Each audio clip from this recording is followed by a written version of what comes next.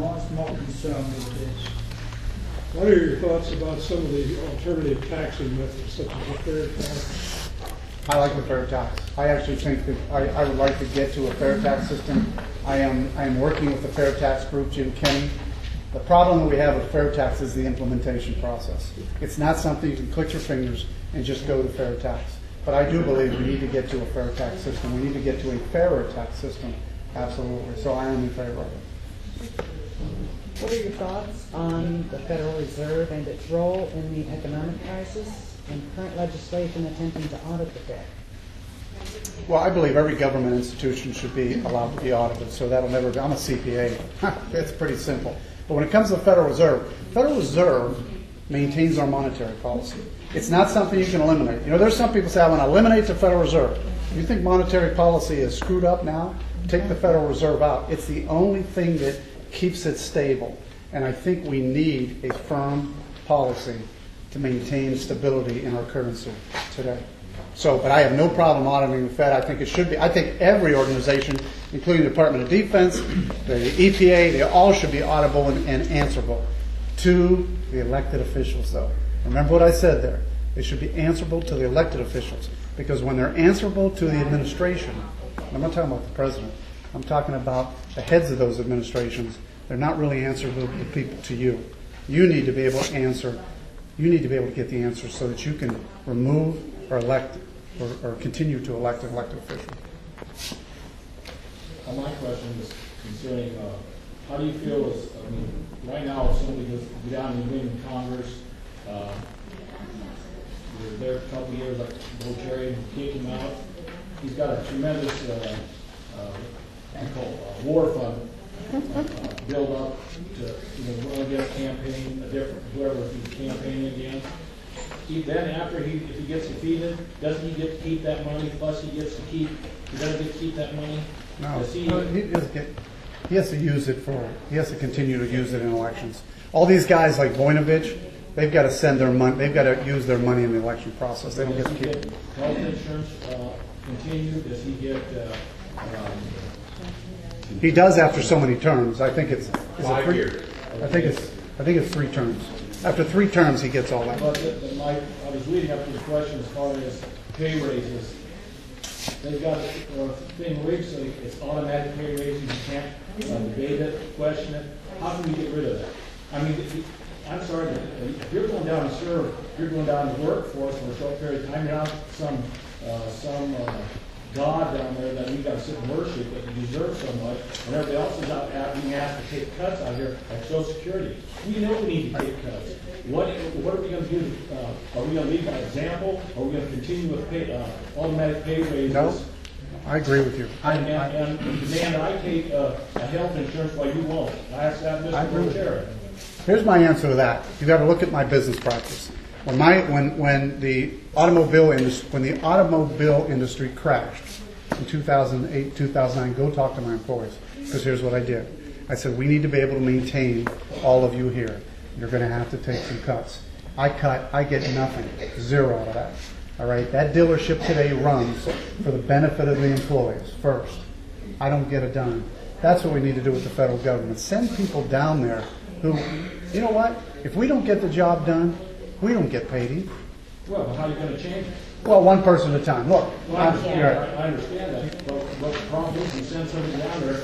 We sent the Republican Party down there against the House and Senate presidency, and they turn on staff to send back. I mean, it's disgusting. I know that.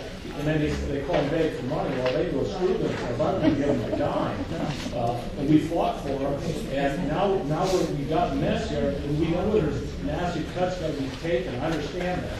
But I want to know how you're going to lead by example when they got it so you can't change anything down there. Well, here's what I would tell you. You know, you're right, and my wife says that all the time. You can't change anything. Well, then we can't. We should all put up our hands and run. No, we put one person in with the values that you believe in. You stand behind them.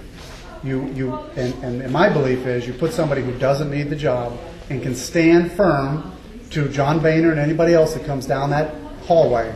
Because none of the other candidates can do that. I can. And you say, I want this done. And if I don't do it, you remove me in 2 years. All right? That's the way it should work.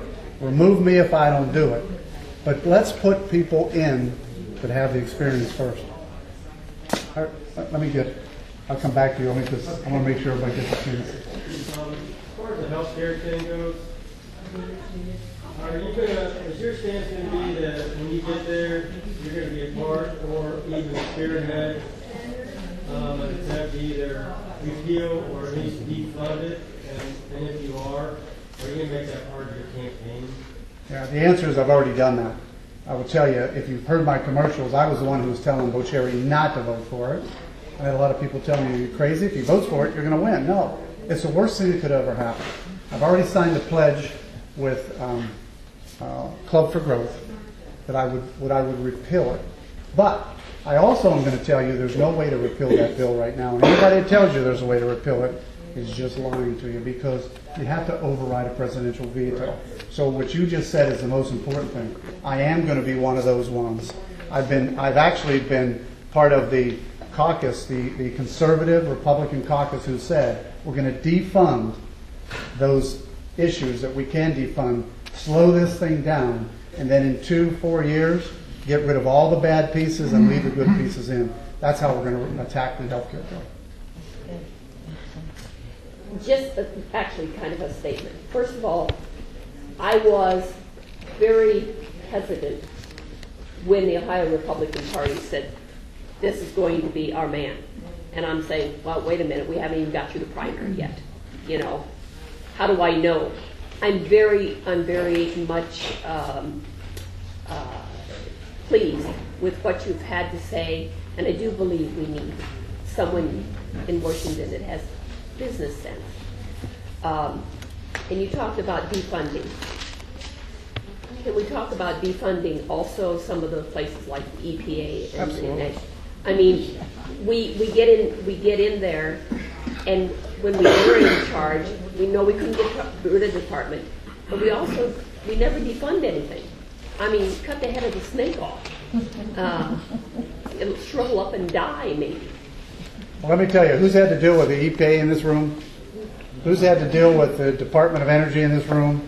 I've had to deal with them all. I'd rather have them out of my hair and move on. So it's easy for me, because now you're sending somebody experienced down who's had to deal with them. Some of the most ridiculous things that come down the pike.